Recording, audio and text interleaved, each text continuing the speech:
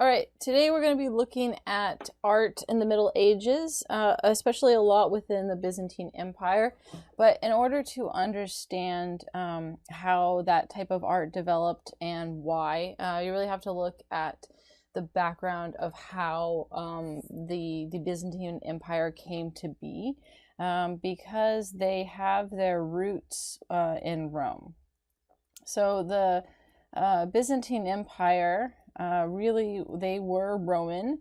Their culture and language and structure definitely evolve over time to be less and less Romanesque, if you will, in culture and style. But in the early period, they definitely had more direct connection with Rome. And that's in part because they did initially come from the Roman Empire. What you have is that in Rome, as Rome continued to expand over time and become the Roman Empire, the amount of territory that they controlled was significant. And you really ended up having kind of two areas of power within the Western and Eastern territory. The western part would be where the city of Rome in Italy was. The eastern part is going to be what becomes the Byzantine Empire with Constantinople. This was at the height of the Roman Empire, they had massive amount of territory. However, as the Roman Empire began to decline, which took place because of a series of issues with slave labor, the way that they produced food, expanding and many moving to the eastern territories, which provided more trade and wealth opportunities, along with also dealing with Germanic tribes and other tribes coming in and beginning to invade and push at their borders. You see the western area begin to decline. This leads to a split between Western and Eastern Roman Empire, to the point with Diocletian, who actually divides up the empire and puts two Augusti as rulers, him and one other person, one over the west, one over the east. Now, in 330 CE, you have the Roman Emperor Constantine, who unifies the Roman Empire back into a single empire. But he also moves the empire's capital to Constantinople. He is also going to be responsible for making Christianity legal. Both of these things are the starting transition to the Byzantine world. So it makes Christianity legal in the Roman world empire. So what was going on with Christianity is that prior to Constantine, Christianity, well, for most of the Roman Empire, Christianity wasn't necessarily illegal in of itself, but they ended up with a series of negative views that the Romans had on them, and they were persecuted. So if we look, actually, let's look at it this way, and we'll come back to Constantine with that, how the Romans saw the Christians. And this goes back to very early on in the Roman Empire, when you have the start of Christianity. And what you have is that they ended up with a negative connotation to their name very early on. And the name Christian became a negative thing, and this happened because of Nero, Emperor Nero, and the fire in Rome.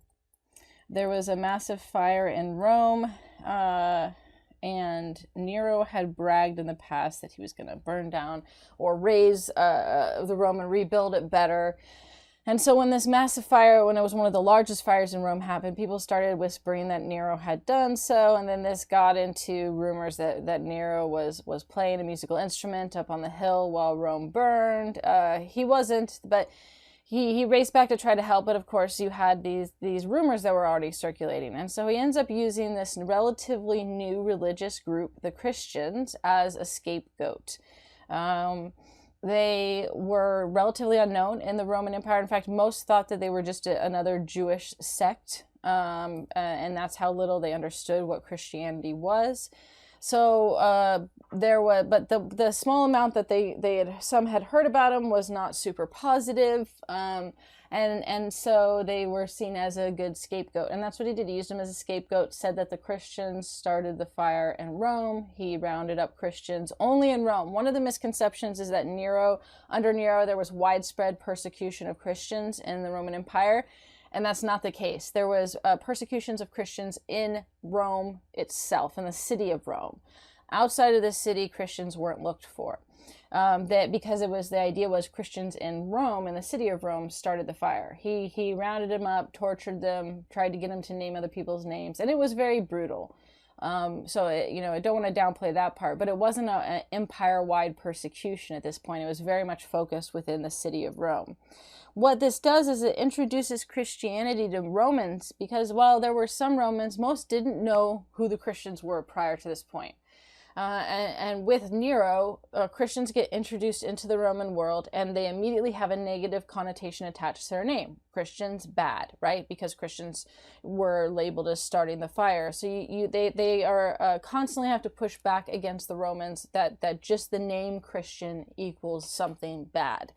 The other thing that the Romans, how they saw them, is that they were superstitious. The Romans saw themselves as pious, and they looked on other non-established religions as superstitious, and they got told that was not religious, right? That was not a good thing. They were also called foreign associations.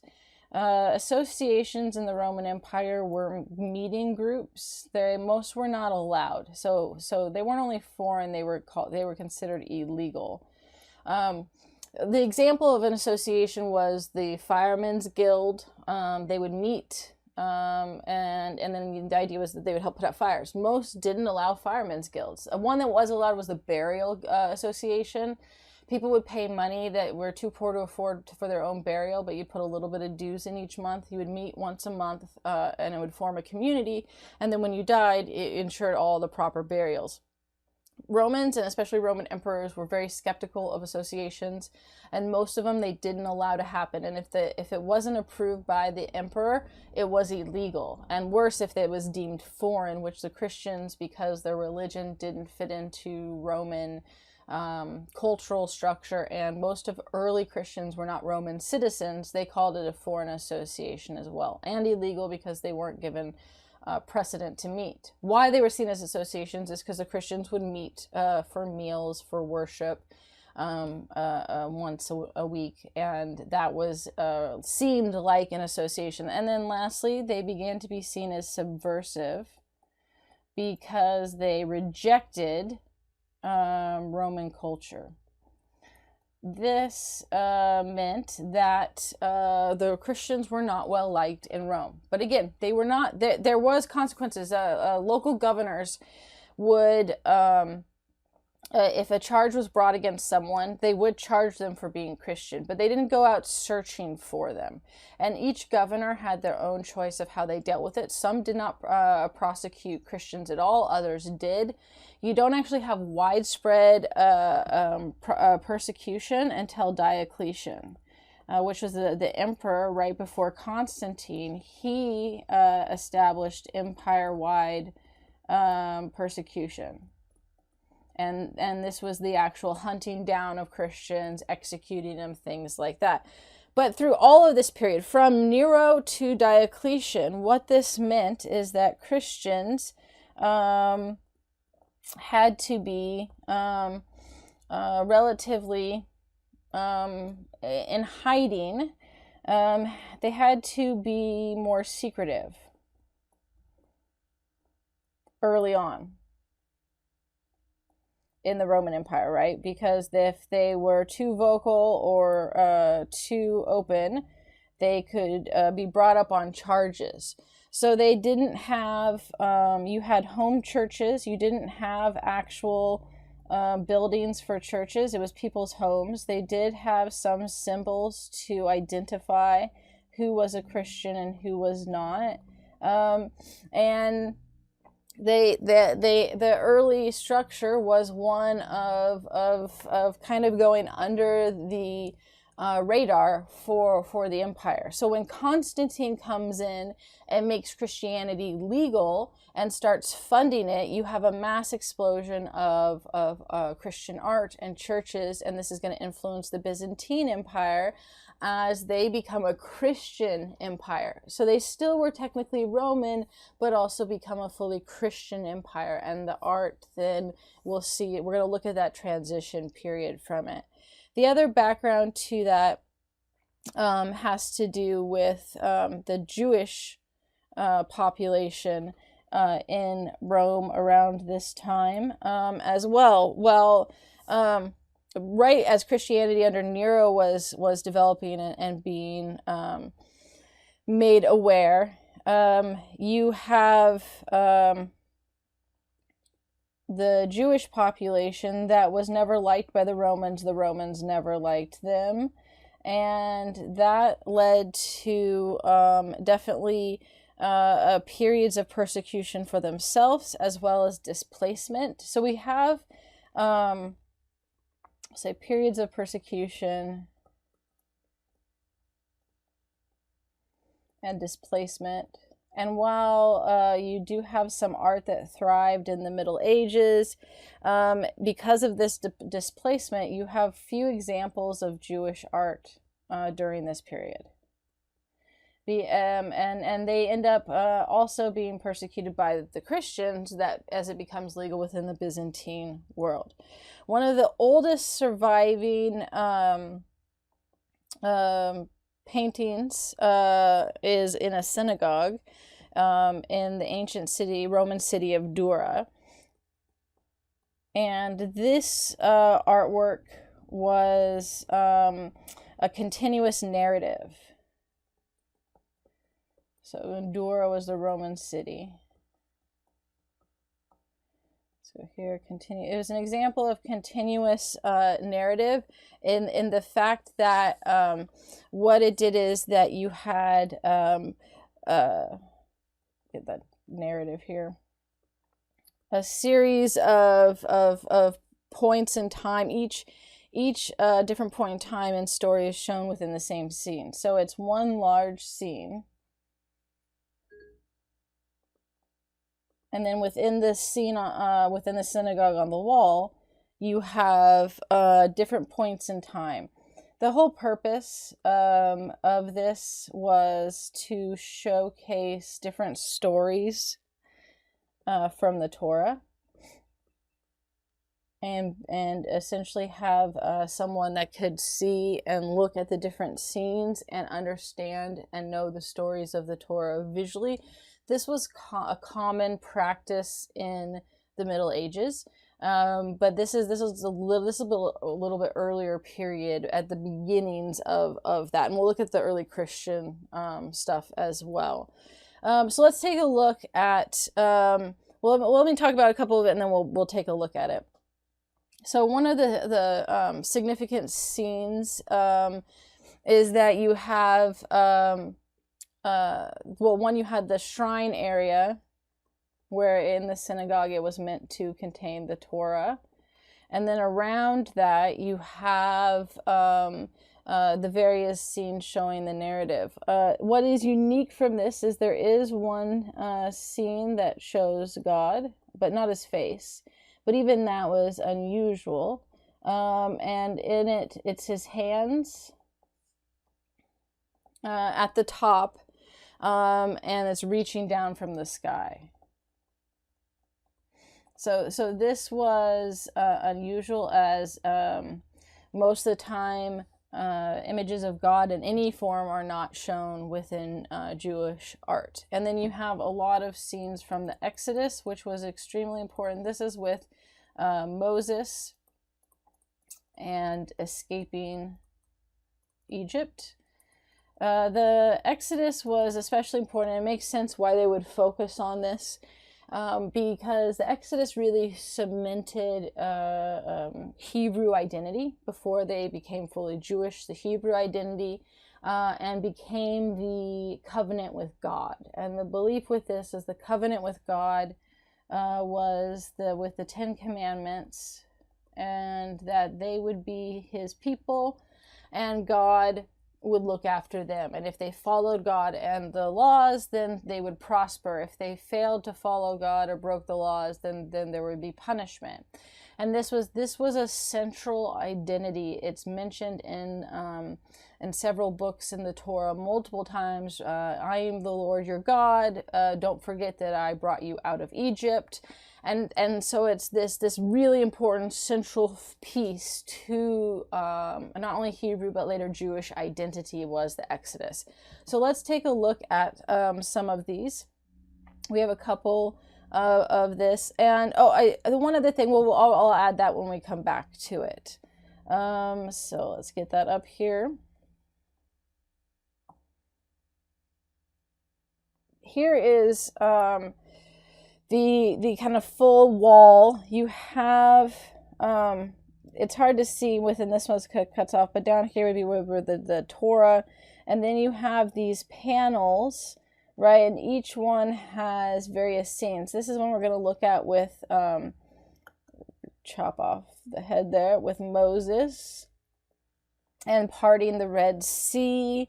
And you have various narratives before that of Moses being put in the basket and going down the river. And then later scenes and teachings. So each one of these, this is that continuous narrative where it continues on and goes in the direction of telling various stories. Let's look closer at, here's the full one so you can see where you'd have the center with the Torah, and then the narrative around it. This one is Moses in the Red Sea. So here are God's hands reaching out, where Moses is told to put the staff in the Red Sea, which parts the river so that the Hebrews can get through. And then the story is that, of course, as the Egyptians make their way across, then Moses puts his staff back in the sea, and then it wipes away the Egyptian soldiers that were chasing them. But this is very much still this Romanesque style of art.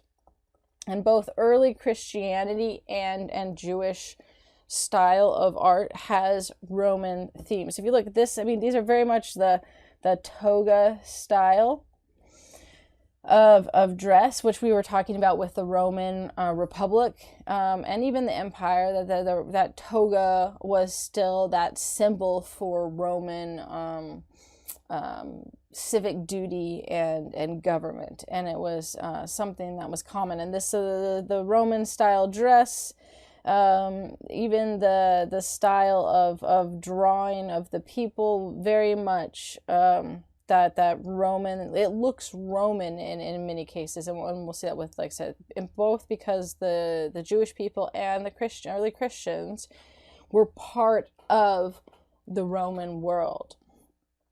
I think that says it. So yeah, here we'll look at the early Christian symbols as well, and then I'll write on those. So early Christian symbols, again, the key with this was that they wanted to identify that they were Christian, but you didn't want to necessarily make it obvious because there was potential for persecution within the Roman world. And so they had some symbols. This is a later symbol here, the X and the P, which is the Chi Rho. And this is what Constantine is going to end up adopting within the early church under Constantine as the Christian symbol. But even earlier than that were fish. Fish were one of the major symbols of the fisher of men. So fish as that symbol. There's a couple other ones. Here's another one with the hook and the fish. There was also a wheel, a spoke, that was an early symbol. And then you have here a dove with the Cairo. And then this one here was a burial marker, a headstone, which then you had the fish with the fishing hook as part of that Christian symbol. This was also part of the identification of Christ for Christianity. These become more obvious and more blatant, and they hold on to them. So the cross was not the first symbol of Christianity. So let's go back and make sure we add on to here with this style here with the Jewish synagogue, that you have Romanesque style. The painting and style, the clothing, the colors, all of that was definitely Roman in style. And we'll see again, like I said, the early Christian church was also similar within Roman style. Let's do B here. Christian art. So the early art was about identification, without being obvious. They wanted it to know. So you'd have these on people's homes. That let's put the fish were a big symbol, and then you also had the spoke, the hook, and later the Cairo.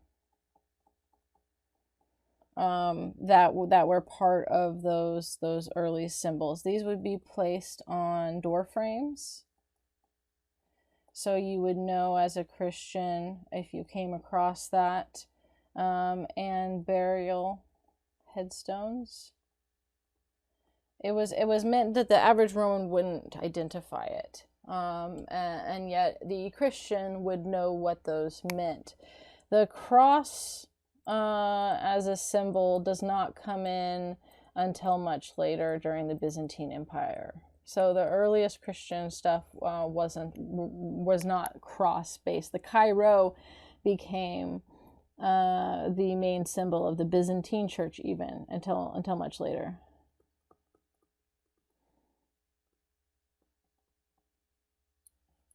Also the Cairo, draw it again. Used in Byzantine Empire.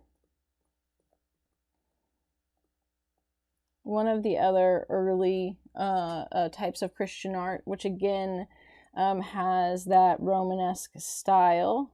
Here we'll put Romanesque and pagan influence. There are the catacombs in oops, wrong one. Here we go.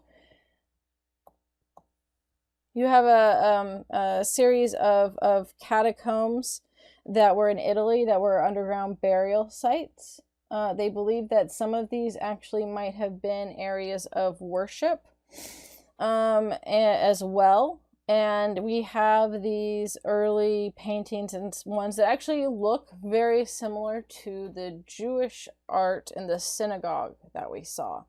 If you can see here is a kind of the wall part of it, and then you have on the ceiling these various pieces of individual paintings.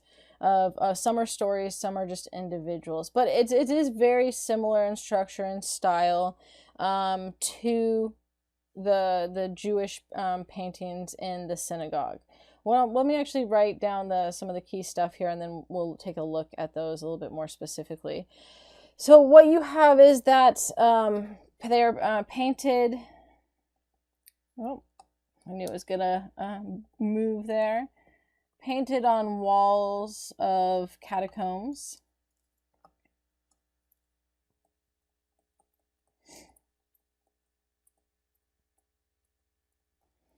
And might have been sites of worship as well, sites of burial and worship.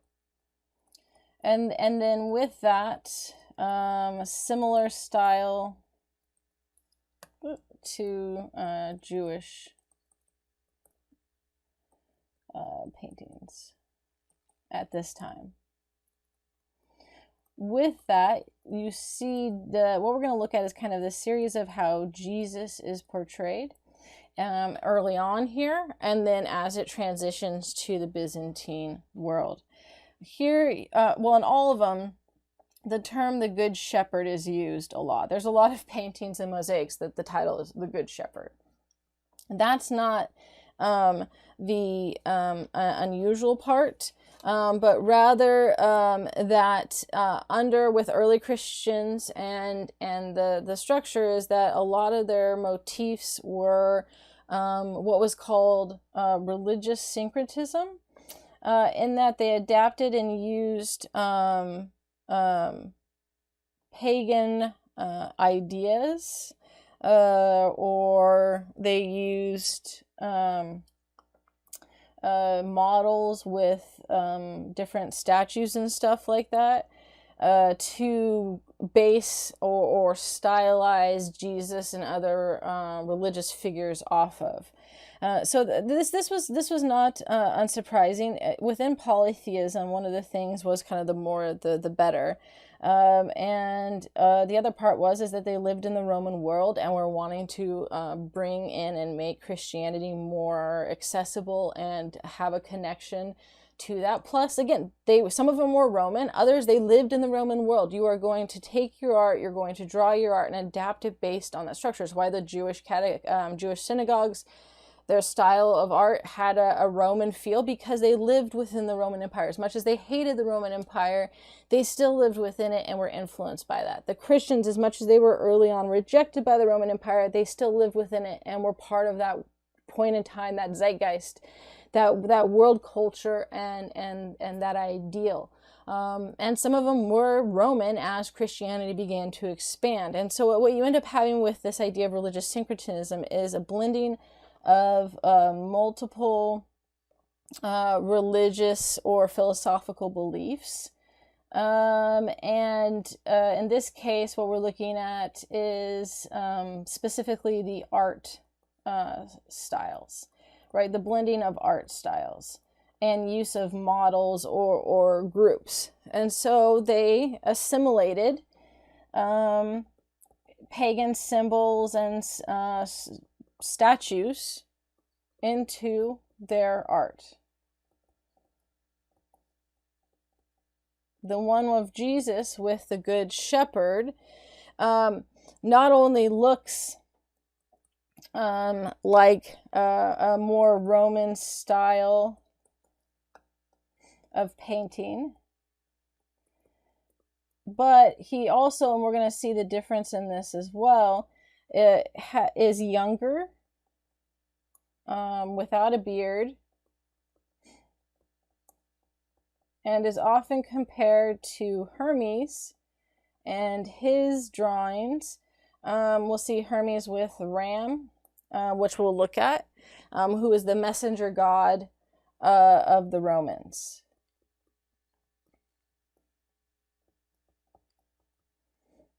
So early Jesus in Christian paintings was definitely this younger individual, tended to wear Roman style dress. We could put that too. Was younger, looked more non-divine, if you will. we'll see how the Byzantine Empire and their art adapts the concept and view of Jesus to look more and more divine and mature over time. But you definitely have this synchronous ideas within that, and we'll look at that in just a second. The other, besides Jesus, which was a common one, was that statues of the Egyptian goddess Isis, who was mother to Horus, were used and adapted to be with mother, the Virgin Mary, mother of Jesus. So it'd be the Virgin Mary and then Jesus. So goddess Isis and son Horus. There are quite a few statues of this where it shows Isis holding her son Horus, or actually breastfeeding him sometimes as well, but he's always on her lap. And to the Virgin Mary and Jesus.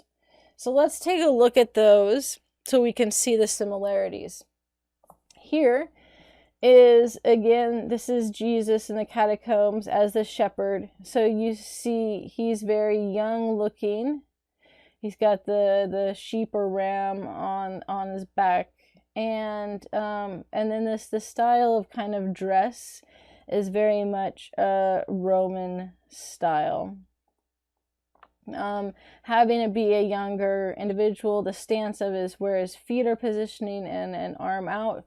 You do have the doves and stuff, which is more the Christian symbol, but that style is very similar. This one is the story of Jonah being thrown out with, right, he's going to get swallowed by the whale, and then because he doesn't want to go to Nineveh, the capital of Assyria, to tell the Assyrians that they're sinners and they need to repent or God's going to destroy them. Remember, the Assyrians were pretty violent people who enjoyed torture and impalement, and as well as being flayed alive, skin alive. So the readers of this story would have understood it. Right? It's interesting. The story of Jonah and the whale is a really interesting story, because the thing with it is that it doesn't really matter whether that actually happened or not. For those and the contemporaries that were reading that story at the time, they would have understood the larger point. So in this story, Jonah is told by God to go to Nineveh, the capital of Assyria, and tell them that they're sinning and they need to repent or God's going to destroy them. And Jonah's like, hell no. No, thank you, because I don't want to get flayed alive. He doesn't say that part, but that's, why else is he running away? And everyone would know this. You want him to go to Nineveh, the capital of Assyria, where they impale people, which is shoving them on sharp sticks or skinning them alive.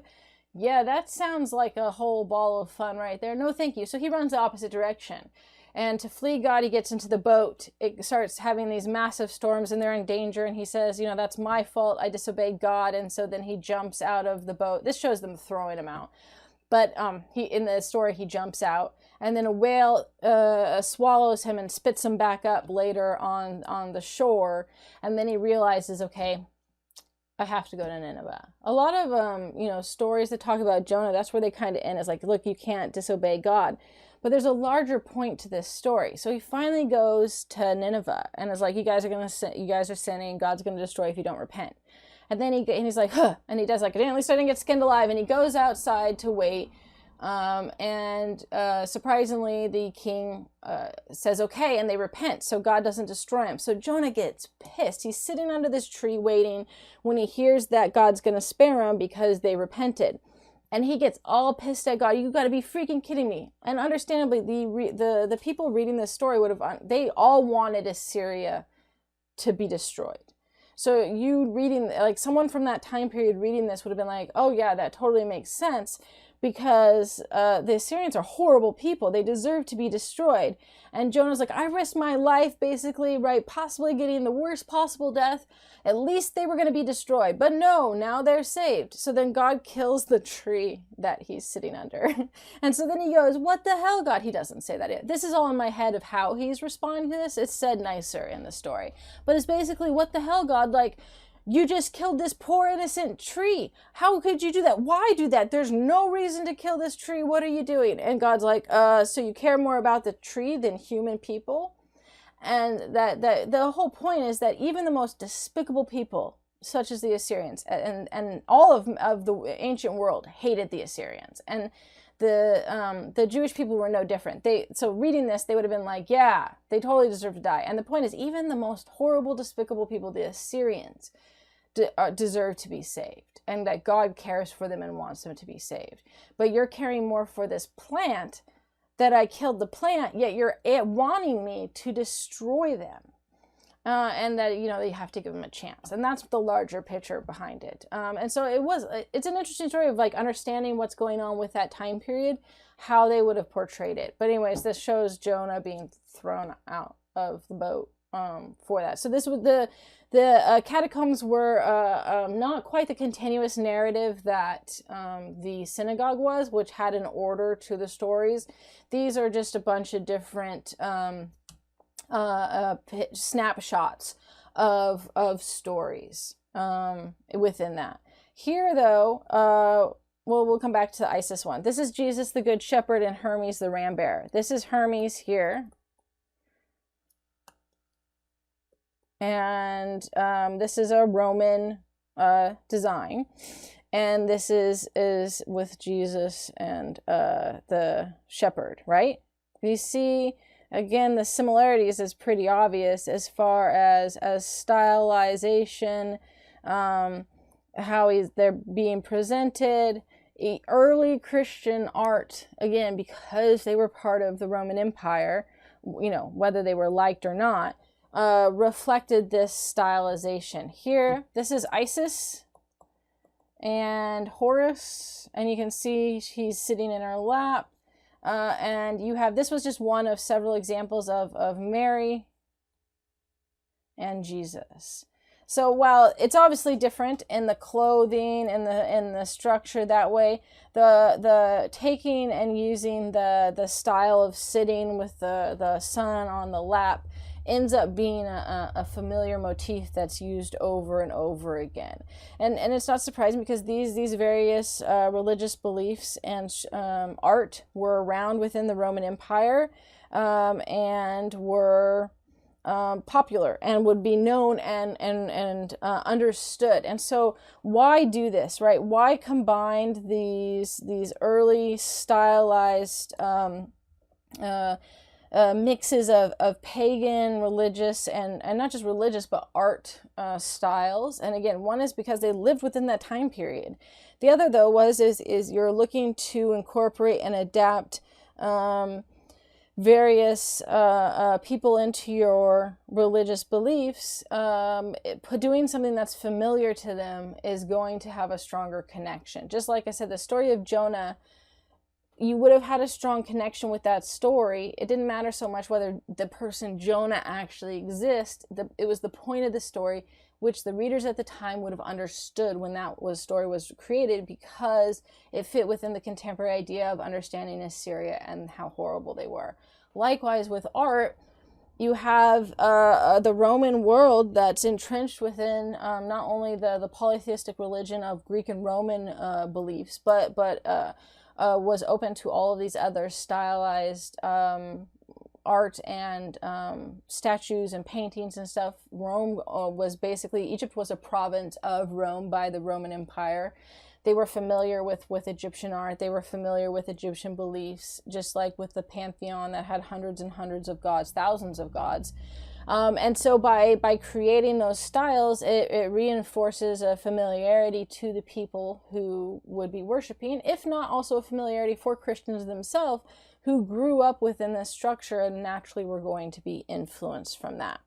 What you have then later is, we do have a transition to what becomes more solidified Byzantine art. With really looking at, right, if you're looking at the second and third century of Roman period, that's what we were looking at with that art. A century later, the depiction of Christ had changed.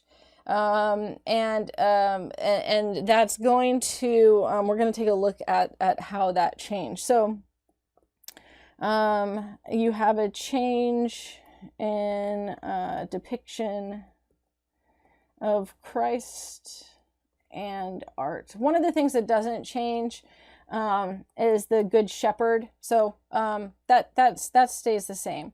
We're going to look at the Good Shepherd and Mosaic. But the theme of Jesus as the Good Shepherd, that stays consistent throughout the whole thing. This the one that we're going to look at is from the Mausoleum of Galla, which was a tomb of a Roman Emperor Flavius.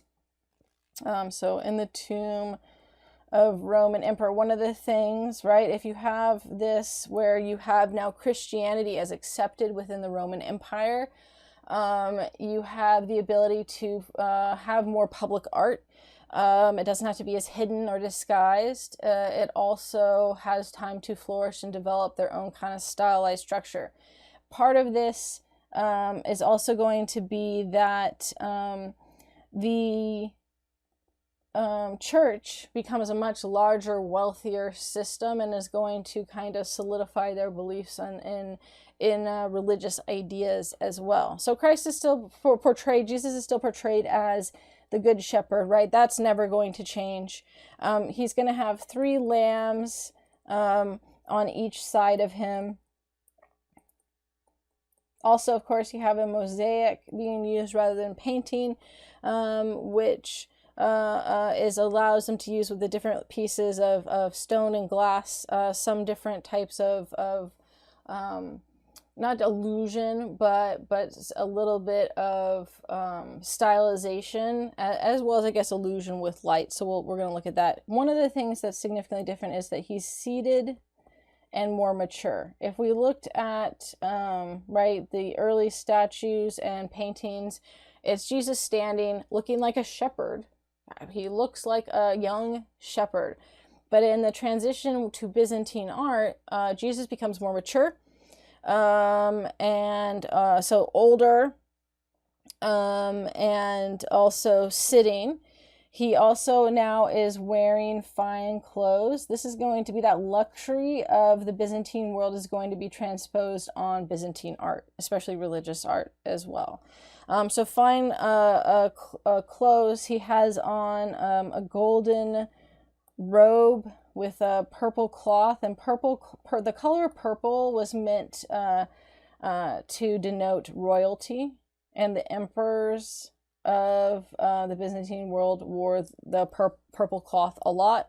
He holds a golden cross. So what we see here too is by the time of the Good Shepherd mosaic, the cross has become a major Christian symbol, right? Early on, early symbols, just as we just, looked, but it's interesting to look at the progression, is that you have, that was a bad fish, you have a fish, you have the spoke or wheel, and then you have the Chi-Rho, the cross, and this goes in order. The cross is the last symbol, and definitely develops with the Byzantine world, and so now we have the cross being held up. Hair is long. One of the things that we're going to see is the halo. The Byzantine art loves to put halos behind people, either emperors, saints, or Jesus. That you see a halo behind someone, that's usually Byzantine art. And then they used the small pieces of glass and stone on the mosaic to make it look like light is shining on him. So it creates this kind of more, we'll say, majestic presence through use of light. All right, so let's take a look at that one. This is, he's still not bearded yet. That's going to come in the final phase. So you have the 3 main sheep, and then you have other ones behind him. He has this golden cross. Here's the halo, right? And the idea of using the lighter not only creates a more realistic look of the sky, but it's focusing on the light on him. Here you have not only golden robes, but the purple cloth, or sash that's around him. That's to denote royalty. So this is the transition one, and it's a good example because the next one we're going to look at with icons is going to be and a little bit even older looking Jesus. You have a youth in, if we go back, well, or to here, or even to this one here, right? It's a very young looking Jesus. And when this is very much the Romans and Greek statues, the whole idea, even with their gods, was to display them as youths at the ideal of the human body, right? And so you have a younger youth than an older, more mature individual. The gods, you can see here with Hermes too, that they had him look younger, and that was part of both early Greek tradition that we saw with the art, as well as within Roman style as well.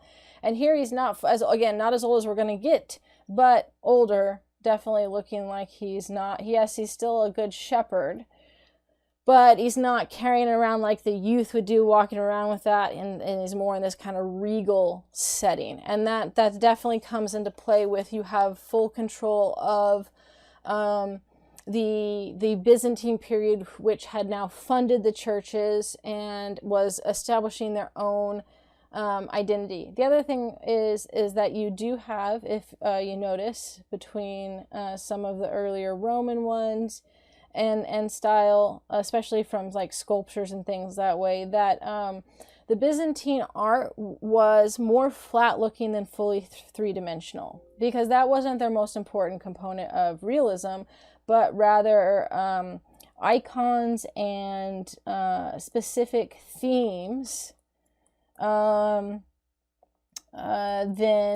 realism. So more flat in appearance than three-dimensional, and that again, that goes directly to what their purpose in art was. And art was not realism, but showcasing specific religious themes. Yeah, and one of the things that is if you want to say, okay, I didn't write the themes for this one. I'll have to do that. One of the major themes of Byzantine art is religious religious themes, specifically religious items. That almost anything that you see them holding, poses that they're doing, any item that tends to be in there usually has a religious purpose. So when you're looking at Byzantine art, which is what we're transitioning into, we'll look at a better example of one that's fully within the Byzantine period. But the thing to look at is that whatever the picture is showing, that you can guarantee within Byzantine art that there's going to be a variety of religious items, paraphernalia, if you will, in the artwork that is meant to show meaning and have a purpose to showcase one's religious devotedness, or an idea or theme about Jesus and the religious stories. So what I want to look at with that is the icons, because that gets us into the next part when we're fully into the Byzantine period. Icons are paintings of religious figures, often on wooden panels, but can also be on stone and other things as well. Icons were an important part of the Byzantine world and art, as well as with the religious belief with Christianity. So paintings of religious figures.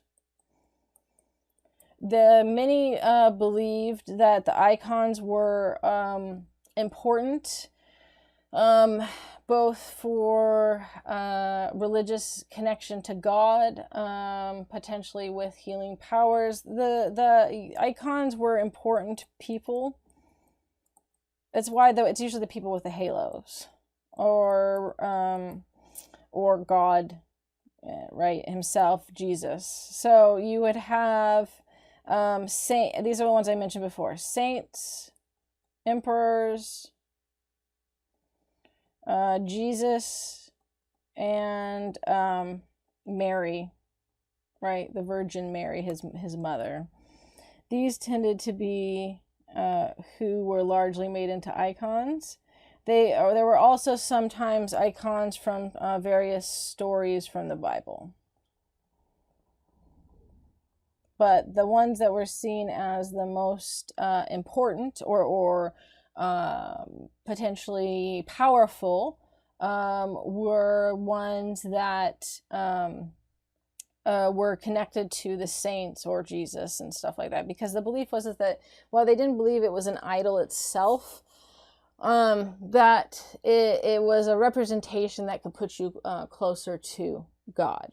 And this is going to become a problem with the iconoclastic movement, as some people begin to believe that the Christians end up worshiping idols rather than Jesus himself. And there's going to be a huge argument about that because of how important these icons become. So one that we're going to look at is the 6th century icon of Christ, which begins to show, I think, really that development within the Byzantine world. This one was for a monastery, and it was meant to showcase the dual nature of Jesus, where you have both his human side and divine side, right? Born as a human, but also the Son of God. It was, you have the similarities as the Good Shepherd of, right, that he's going to be wearing regal clothing, the purple cloth, right? Again, purple for the Byzantines, not only with their emperors, but that idea of royalty. Now you have the beard that becomes represented and shown, and long hair. This kind of comes the standard of the portrayal of Jesus in Christian art. So you have the early Roman style, and it doesn't look Roman at this point. We'll take a look. And then you have the duality is shown, right? The dual nature and what they're looking at. We'll see you have a right side and left side, and one side is going to show the heavenly side, the other side the divine side. Here is the icon of Christ.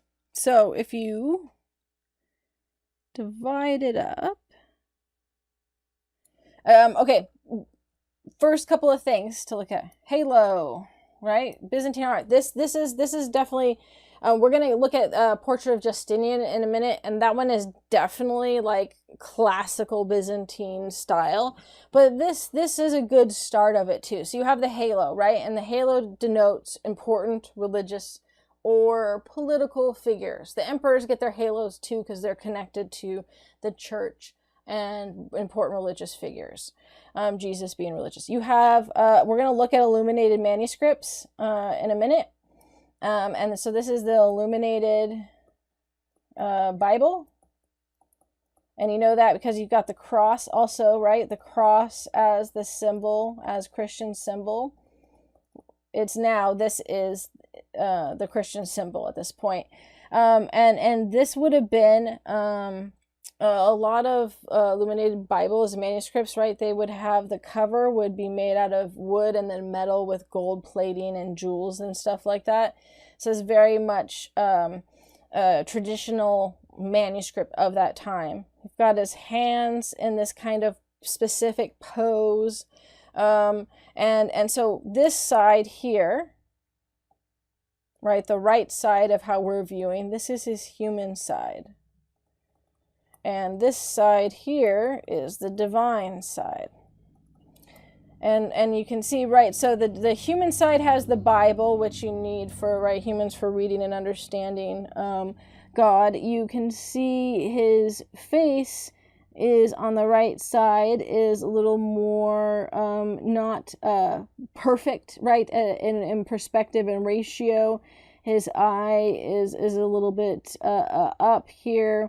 The idea is that he has some, I don't know, I would say wrinkles, but that it's showing age. The idea is that you're seeing his age in the one side. His hair isn't as perfect, and the object that he has is for the human side. On the divine side, right, the skin is this ageless or at least perfect style. There's no wrinkles or the bags that you see under his eye. You don't have signs of aging. The hair is in more perfect positioning. You could also say that there's a little bit of gray, again, within that side for aging versus the other side. So the one is meant to be this perfect side of divine, which is then with the symbol of his hand for peace and blessings. So that as the divine side of him, he has the right to give the blessings. On the human side, he's using and utilizing and holding the Bible. And this was, so it's meant to show the duality of Christ, of both human and divine. But this is definitely a good example of the early Byzantine period, but this was an important icon. And again, these images of individual important figures would often be in prominent locations, like monasteries or palaces, but especially monasteries, because then people could go visit. Several icons actually have areas worn off because of people touching them. Not today, but back then, the icons, it was seen as good luck, basically, although they wouldn't have used that term for it. But the idea of the importance of religious connection of touching, if not kissing your hand, and then touching the artwork. And so there would be parts of, they did this with statues sometimes, but also icons where there would be parts of the icon that would be really worn and rubbed off from the constant touching every time people went to the monastery. And this is then what becomes probably problematic within the Byzantine world, is the iconoclasm and the iconoclastic movement. Let's see, are we on D? So iconoclasm and the iconoclastic movement. Icons, there was a specific purpose to the icons. Icons were designed to create a state of meditation. They were meant to be right where that they could be studied for a long time. This is why you have so many things going on, in part, right, that there are so many items that represent things, religious ideas in the art, so that you could sit there and study and look at that person. They were also supposed to be an inspiration, right, to others. So the idea that by looking at these important religious figures, saints, Jesus, the emperors that were, showing how pious they were, it was meant to inspire others. They also did tell stories sometimes, and inspire others for behavior and worship.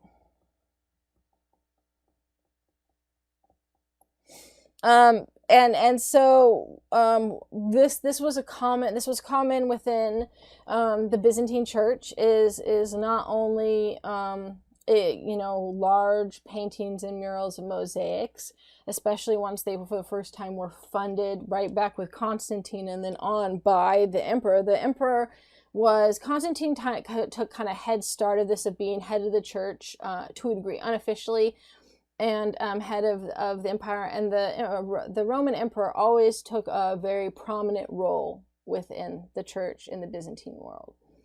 And so it was a way to showcase the important people, to be able to tell us stories, to be able to just express their beliefs and views that had been denied in the past, that they had to keep either underground or somewhat secret, right? And we saw those other symbols that had representation. And it's not surprising that they had so many symbols represent things when you look at early Christian art, right? They had to use symbols to represent their faith, so that it wasn't obvious if I'm a Christian, hey, Romans, come, execute me. Like most didn't want to do that. Although during Diocletian, the idea of a martyr became solidified, and it was seen that those who were martyred were more spiritual and religious than others, because they were willing to die for their faith. And many believed that they would have a more direct connection to God. And as martyrdom continued under Diocletian, there were some people who did just come out and be like, I'm Christian, go ahead and arrest me, execute me, because the cult of martyrdom became such a big thing, to the point that Christian leaders had to put out a writing that said, if you go and try to get yourself executed, that's not martyrdom, that's just suicide. So they did have to actually tell people like that, hey, I'm Christian. You don't just go out there flashing that around. You don't, if you get caught, yes, don't deny that you're Christian. But if you walk around with big signs waving saying, I'm Christian, arrest me, well, that's just stupid. But most didn't want that to happen. And so you had those early symbols that they had to use to represent different things about Christianity. So it's not surprising that the importance of symbols and meaning behind those different aspects remained important to Christianity in the later Byzantine art. And so this was a big part. Icons were a significant aspect of it. However, you didn't have everyone that believed that this was the best way to do things. And so you had the iconoclasm, or the iconoclastic movement itself, with icons that was icons. They were against icons and wanted to destroy them. Not the Christian church, not anything else, just the icons. So the iconoclastic movement was anti-icon, and they wanted to get them with it. And there was division in the church over this. They didn't agree over the right thing to do. Now, there's a couple reasons for this. One was the argument. Here we'll put reasons. One was that that the icons were becoming idols, and idolatry, and idols and worship of idols were not okay. That was one of the commandments, not to have other idols. And so they argued that the icons in the iconoclastic movement, they argued that icons were essentially idols, especially with that people were looking to them as having healing powers, that they were touching them, thinking that it brought them closer to God, that there became too much focus and worship on these religious figures rather than God himself. The other had to do with the Islamic Empire. And within Islamic art, and we'll look at this, they were anti icons and people in art. Right? They rarely, not never, Islamic art rarely had images of people. Instead, they focused on designs and calligraphy.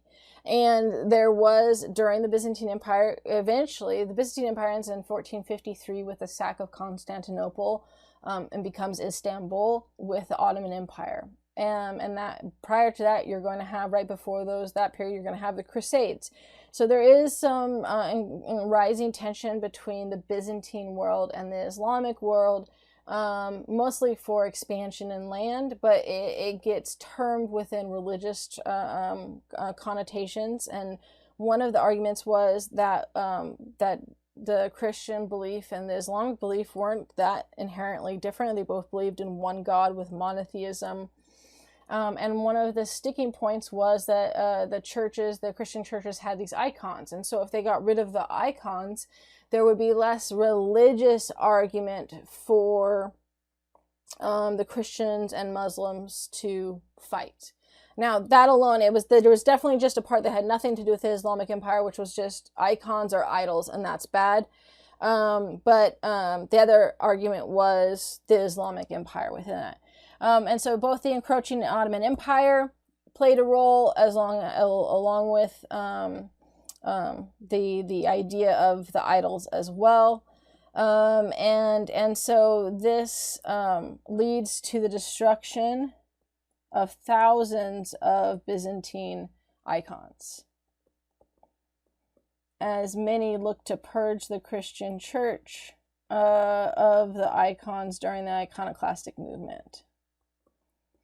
Now, eventually, the iconoclastic movement dies out, and icons are accepted and reinstituted as normal within the Byzantine world, but we end up losing a lot of different artwork, and specifically the icons, right? They don't challenge the church paintings. They don't challenge some of the other paintings or mosaics that are of emperors and things like that. It was specific to the icons, which again are usually individuals, not stories or narratives, but individuals that were part of those important religious figures that people took ended up sometimes looking to more than Jesus or God. And there was an argument that the saints at points in time have become more important than God or Jesus, and so that's where that argument came. But the end result was just a loss of a lot of where are we on 4? I think a lot of Byzantine icon were destroyed or taken away and never recovered. The other Byzantine art then that I want to look at is kind of the classical art of the time period, besides the icons. Is going to be, we'll say, we'll just say Byzantine art.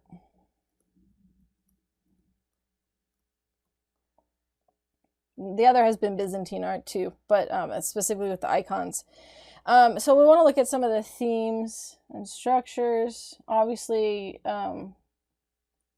the Christian religious themes is a big one. You have an emphasis, and we looked at that transition already, but it's an important one, an emphasis on not making it three-dimensional. Right? That it's not about realism, because the focus is on the meaning of objects within the art. So clothing, objects,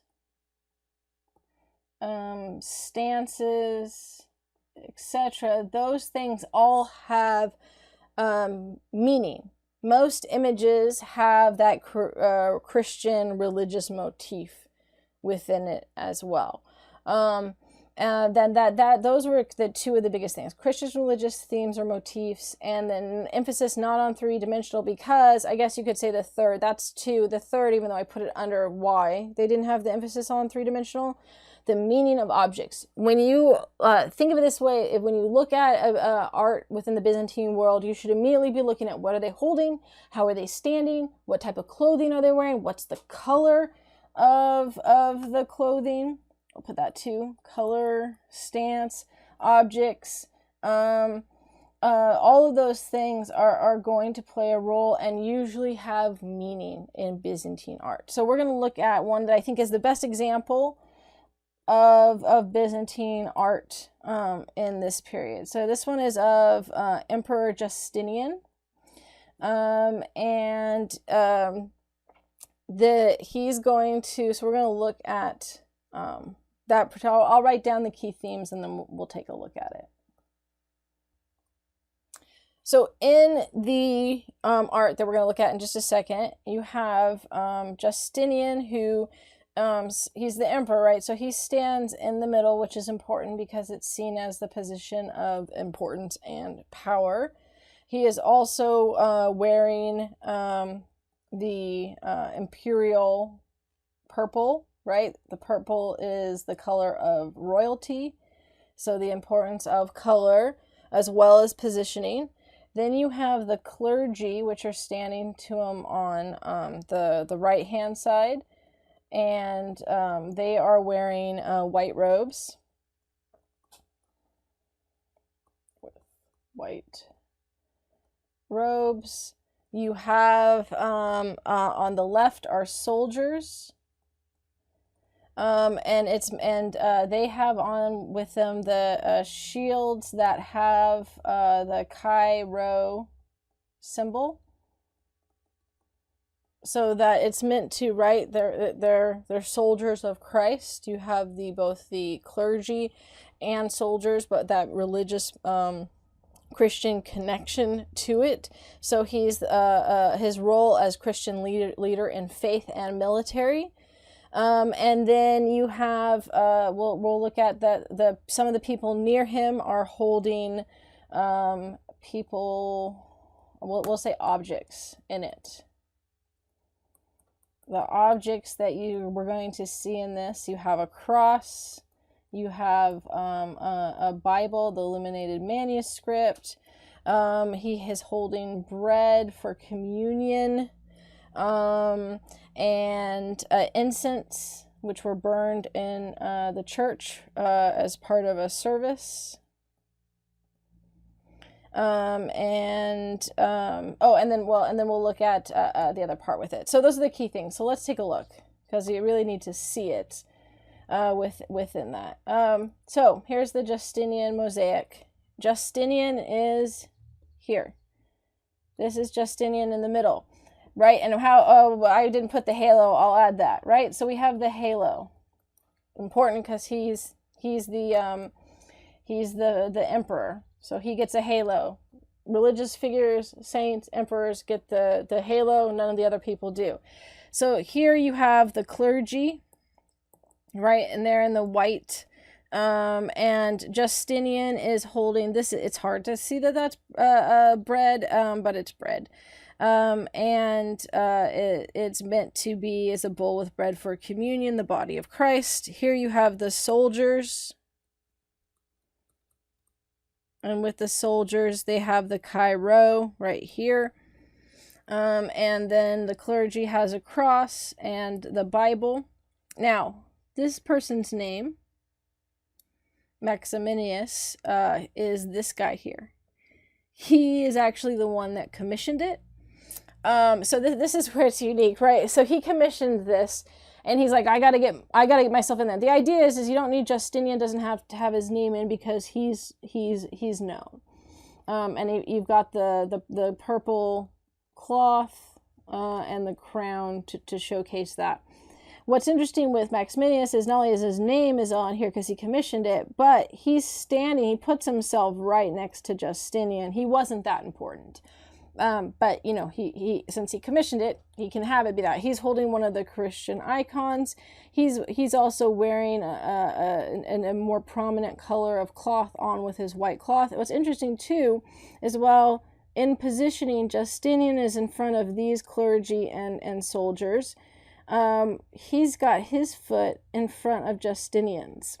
And I'm sure these were probably notes to the artist of like, make sure in the mosaic that I'm prominent as shown as an important figure within this. But people aren't going to know that this is who I am. So I need my name on there so that everyone knows who it is. But this is a great example of Byzantine art, because you have the emperor with the halo. You have all these little pieces in here that play a role in telling a story and emphasizing Christian motifs within it, and that's why the three-dimensional and realism is not so important here, but rather the objects that are in the art are and the positioning of what they do is far more important, because that was showcasing important themes and ideas. And then I just have a close-up of here where you can see with Justinian would be holding and the halo and his robes, and Maximianus and stuff that way. So that's the mosaic. What I want to look at next is illuminated manuscripts, which we can see here. It's kind of here. This is an illuminated manuscript. Illuminated manuscripts were the main way of books at this point in time. They were a massive undertaking that took, it was a very laborious process that took a long time to make. Oops, let's see.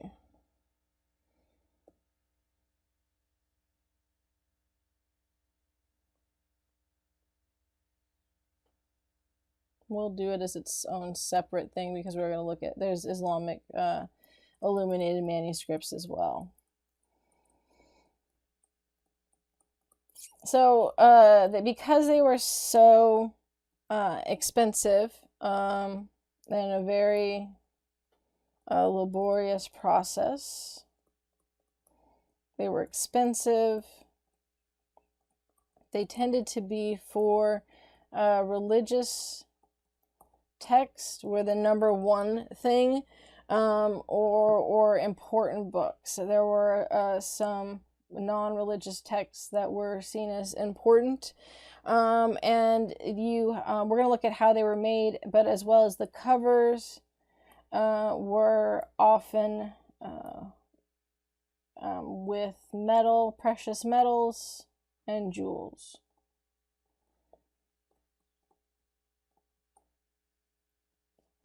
How they were made. We're going to watch a brief video on that, and then we'll talk about the themes and styles, and then look at some of the images and the Islamic, the difference between the Islamic illuminated manuscripts and the Christian illuminated manuscripts.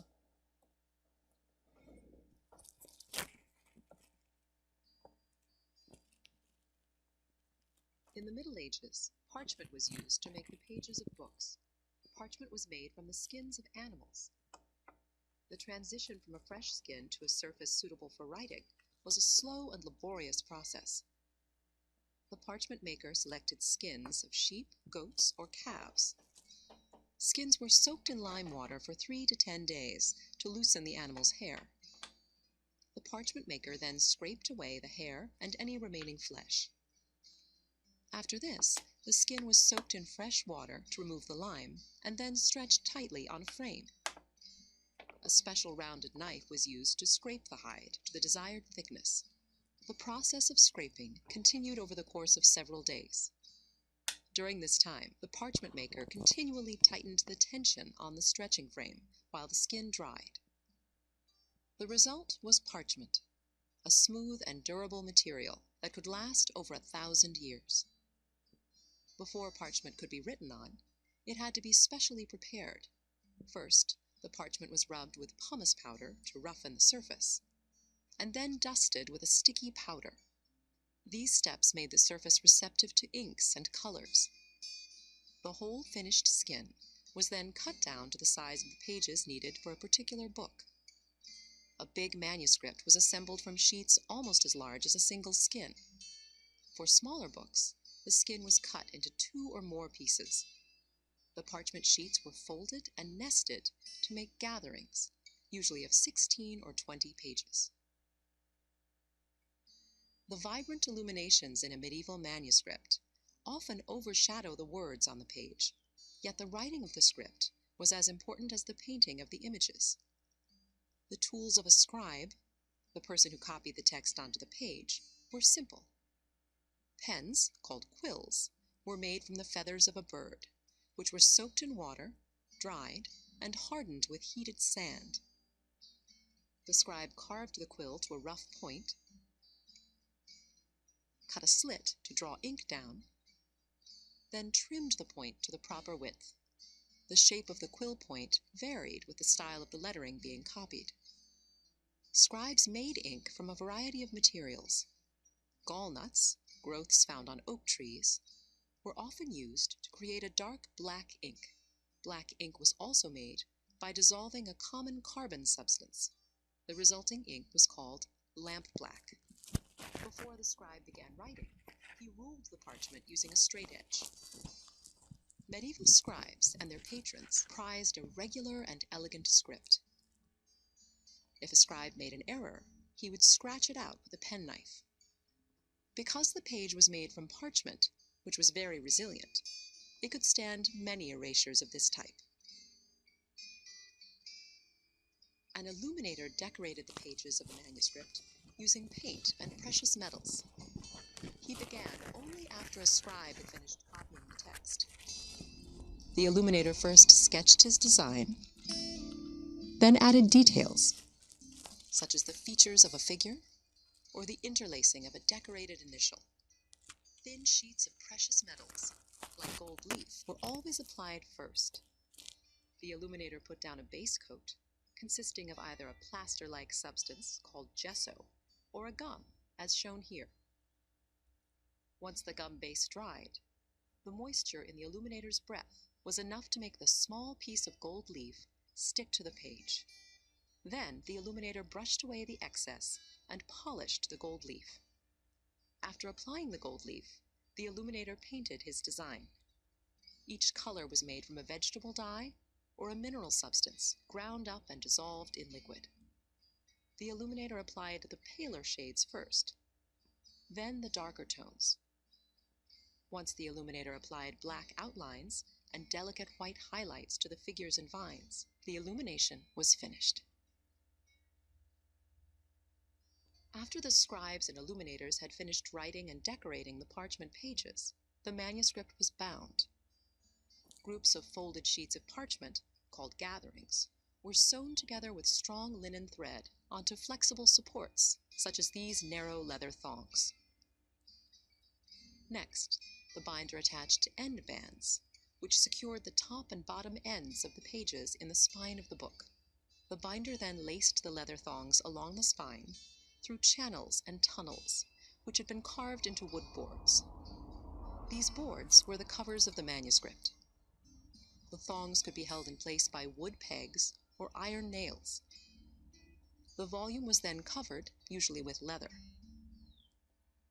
Without pressure from the covers to keep the leaves flat, parchment expanded and contracted with changes in temperature and humidity.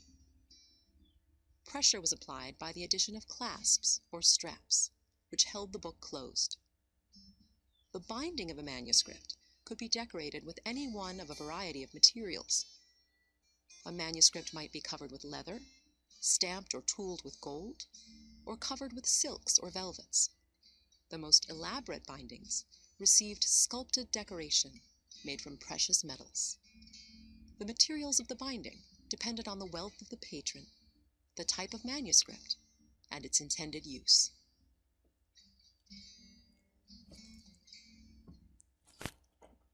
Okay, so as you can see, there are many different phases or parts to how it was made. Both with creating the parchment to begin with, right, was you had to the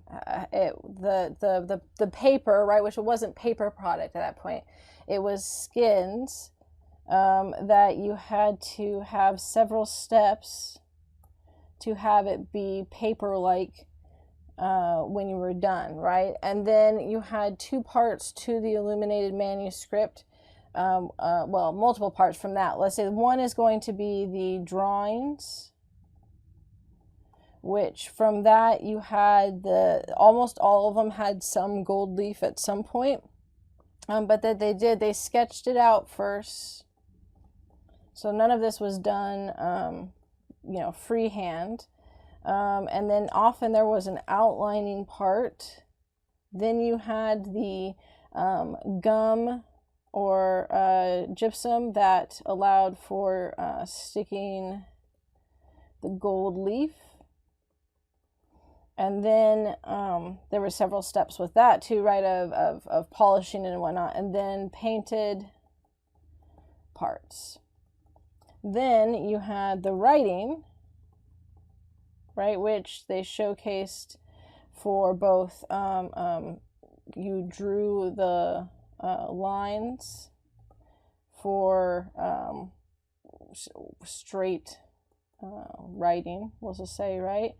That they had the outline for that. And then you had, you had to make the pens, make the quills, and the ink. Everything, right, is the key with this.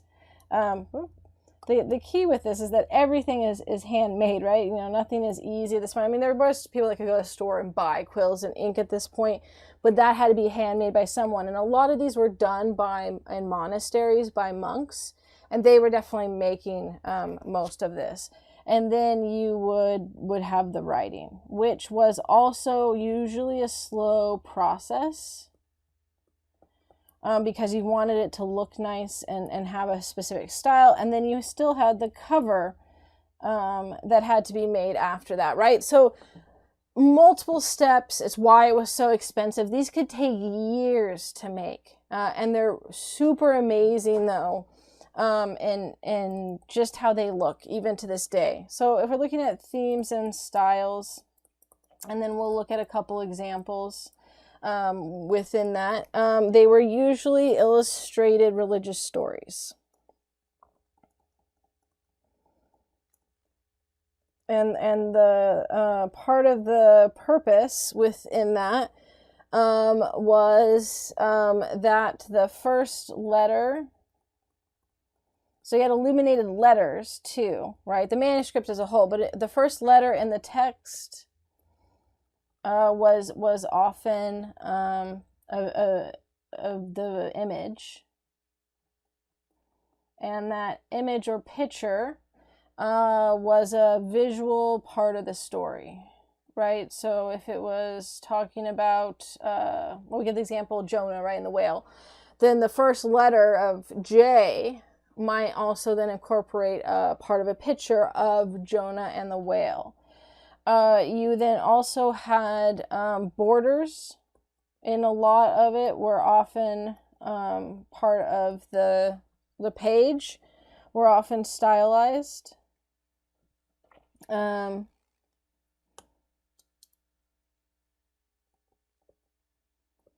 With either floral or usually geometric design, if not floral.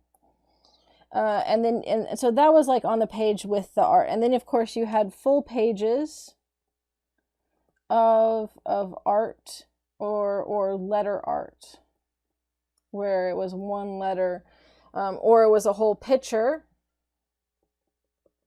to go with the written part of the text. So that was very common with that.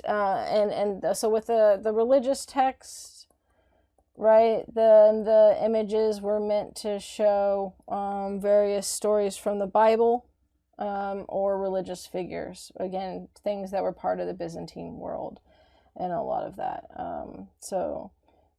Stories from the Bible or important religious figures.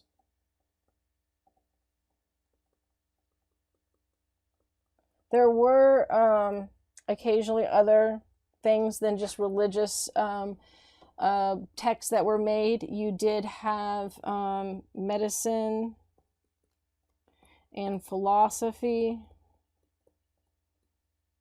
You did have some histories as well. So these were there.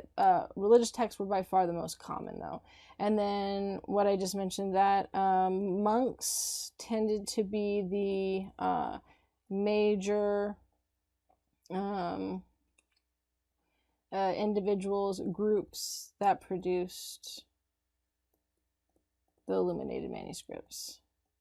Others did too, but they were trained and they had the time, right? So the fact that this could take years to produce, and often were Bibles or parts of Bibles, it's not surprising that it fell to monks and sometimes priests or priests to create these. So here's some examples.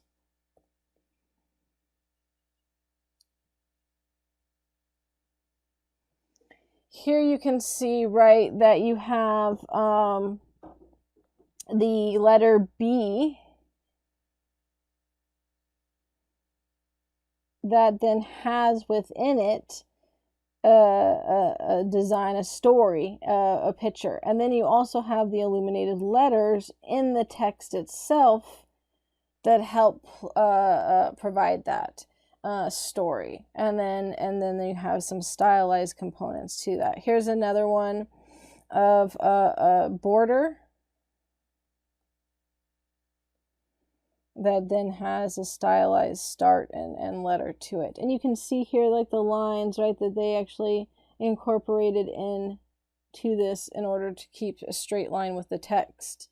Here's another illuminated manuscript, right? You've got the religious aspects of Jesus and the different stories behind it, which is, this one is more image than text. And that was often the case too. And here's the gold leaf, which they would have been doing and applying first, and then the other colors that they would layer from light to dark. And like I said, these two pictures here, right, they would take a long time. It wasn't something that was a quick process, and oftentimes you had someone who did the art and someone who did the writing. And so that they were two different parts, and it depended. Some of the design stuff would be the same.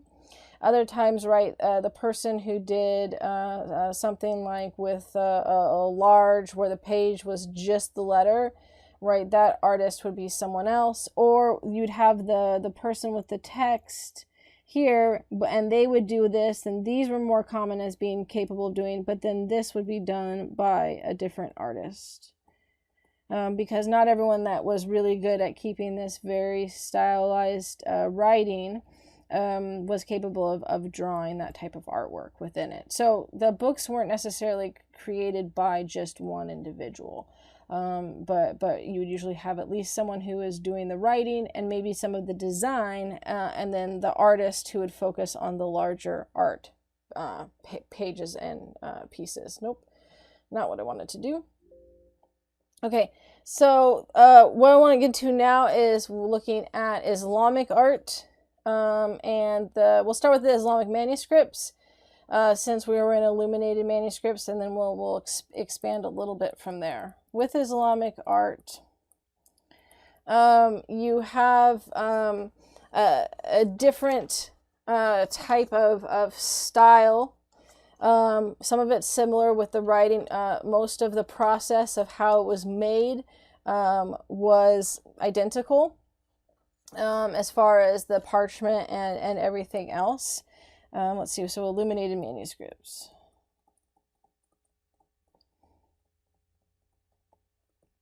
With illuminated manuscripts, with the Islamic art, rarely did you have human figures shown. There wasn't that it was never, because there are a few cases, in part because the Islamic Empire changed who was politically in charge, and there were different views sometimes of those coming in from different empires that either had converted to Islam or just simply didn't have some of the same beliefs as others. But rarely were human figures shown. Instead, and this is actually for all art, and I put under illuminated manuscripts, but it was we'll put all Islamic art here, and it just applied to illuminated manuscripts as well. Never the image of Allah. That was forbidden, and Allah is God. Attention was paid to the writing and calligraphy. So the type of writing and style was an art in itself. While it certainly was for what we just saw with Illuminated Manuscripts, right? You had this very different, very clean, organized style. Even more so, the idea of calligraphy and stylized writing, various stylized writing, was seen as art in itself, right? This became its own art form. The wording and the ability to create different designs within the writing, the larger sweeping way that they encircled things, that type of calligraphy was emphasized. And then geometric design was also an important aspect of writing within the Illuminated Manuscripts. So, and the drawings. Floral design, too, was also something that was used. Right, so any type of design, because the images of people, of animals, was less common than an emphasis on design. So here we can see, this is, go back to there, a good example of, again, the geometric design. It's hard to see here because it's blown up, but we'll look at a different one. That is writing in the center. And then it's the emphasis of the design from that. Here is a illuminated manuscript. And again, you have the border, the floral border. And then you have a little design on the top, but it's the emphasis is more on the writing. Here as well, a very pattern was also important, which goes with the geometric component of it, and color. I'll add those to the list. But then what's interesting with this writing style, right, is that they have the white area that kind of creates a bubble writing, and then in between is filled in with the gold leaf. So the writing is always so much more diverse within Islamic illuminated manuscripts. And here we see it in art and design too, that the stylized writing, you have the border and the pattern that repeats, the repetitive pattern, but the centerpiece and what is to be showcased is that writing. The writing there was very elaborate, various different styles, all which were meant to showcase skill. So let's add the idea of repeating pattern, color, and a skill of the writer / artist, which you showcase through the difficulty in the text and the design. And all of these things, so all of these things, I put as illuminated manuscripts because we were talking about them, but the reality is that fit with a lot of Islamic art, is you don't have, there's no icons, that was part of the whole iconoclastic movement.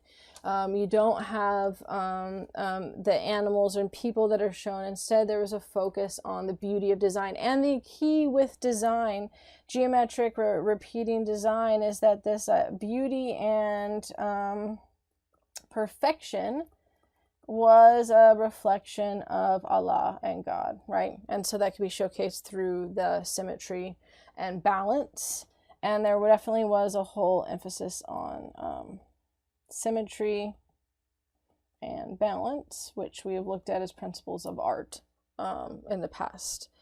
One of the other things then, let's go, so that was illuminated manuscripts, but should be art in general. With Islam, looking at the Kaaba that we're going to talk about with that building that I'm going to showcase in just a minute, you have the importance of mosques and architecture as part of Islamic art.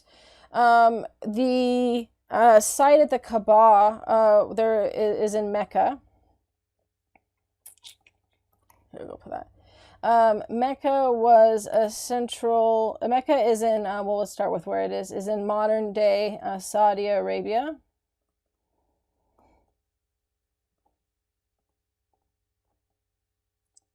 and is an important pilgrimage site. In fact, one of the 5 pillars of Islam is that if you can and have the financial or means to do so, that you should make a pilgrimage at least once in your lifetime to Mecca. The Prophet Muhammad was born in Mecca, and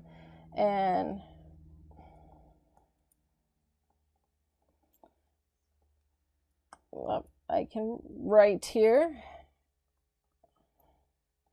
and that became one of, Mecca was not an important place before Muhammad. It was seen as it was a trading post, and was actually kind of like a crossroads for multiple places. And it's believed that the Kaaba, which is one of the central building figures, that was that black figure we'll look at in just a second a little bit more, which was the large-shaped building, was built, was actually before Islam, and was a central site for polytheistic religions. Now, it's been rebuilt a couple of times, so it's not the original, but it still is this important center, which we go to the pilgrimage and touch that building. It's today it's draped in black and gold cloth and connected to the idea that it was built by Abraham for God within Islamic belief. So built before Islam and part of polytheistic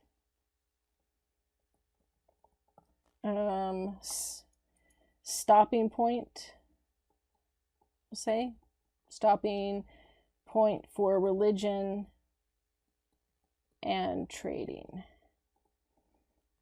Now connected to Islam and Abraham with God. The key central aspect of it is it's connected to the mosque, and it was meant to be for religious reflection and meditation, besides just being a key component of that. And then here we said draped, has black and gold cloth. Here's what it looks like today. And you can see that the thousands of people that visit that as a holy site for part of the pilgrimage. And so then you have a mosque around this. This is in the courtyard. And then there's mosque. This is not the mosque that's with the Kaaba. But we're going to look at the characteristics of the mosque, and the minarets, which are these columns, and then you tend to have, so you have the minarets, and then domes are used. And the idea within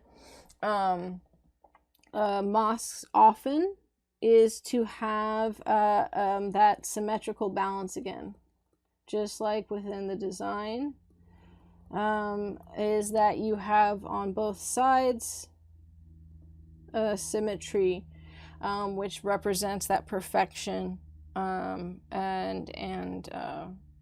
perfection of Allah. Then you also tend to have in here, which you can't see, a courtyard. Most mosques have a courtyard, which often has a pool. This within the Middle Ages period and stuff, that allows the faithful to cleanse themselves before entering the mosque. And because Muslims pray 5 times a day, the mosques were usually facing the direction of Mecca if it wasn't the mosque in Mecca. And the call from prayer, because you had a call from prayer to remind you to worship 5 times a day, came from, well, not from the tip, but from these little tower points. Then one of the minarets usually had, if not all of them, had bells in the Middle Ages. Today you have speakers, and that would would send out a call to prayer.